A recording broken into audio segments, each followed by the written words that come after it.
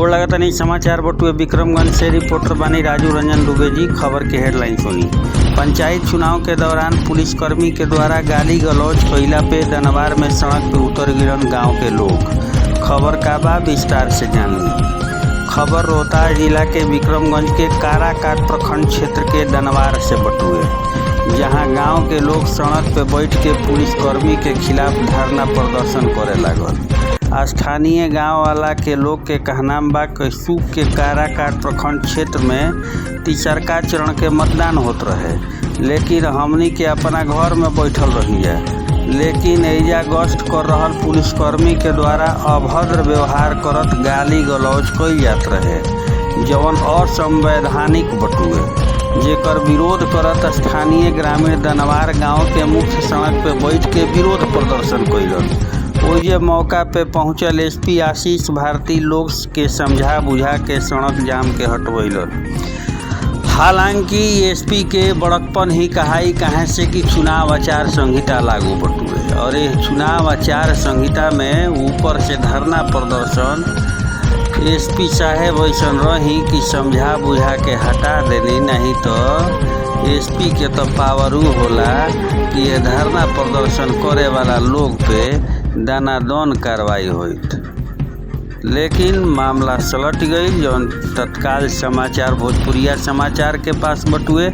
हालांकि गांव के लोग के आरोप रहे कि हमनी के घरे बैठल रही जा, आ पुलिस ओने आके गाली गलौज अभद्र भाषा के इस्तेमाल करे लागल। लोग यही के विरुद्ध हमनी के सड़क पर बैठ गई जा। हालांकि भोजपुरिया समाचार रौरा के ग्रामीण के बयान भी सुनाई, पल पल के अपडेट दिखाई। लेकिन रौरा सबसे निहोरा बा कि अगर अभी तक चैनल सब्सक्राइब नहीं कइले तो चैनल के सब्सक्राइब करी, लाइक के बटन दबा दी, अधिक से अधिक शेयर करी, ताकि देश न विदेश तक भोजपुरिया समाचार के धमक पहुंच सके। रौरा सामने स्क्रीन पर दिखता पुलिसकर्मी लोग के समझा रहल बड़न। सुनी गांव के लोग का कहता रे शेयर पर। किसी तरह का जो चुनाव में तनाव है वो नहीं हो। संयोग से इस गांव के सारे बच्चे बूढ़े बहुत हम लोग का सम्मान करते हैं, और उसके लिए हम लोग बैठे हुए थे कि कहीं कोई बात नहीं हो।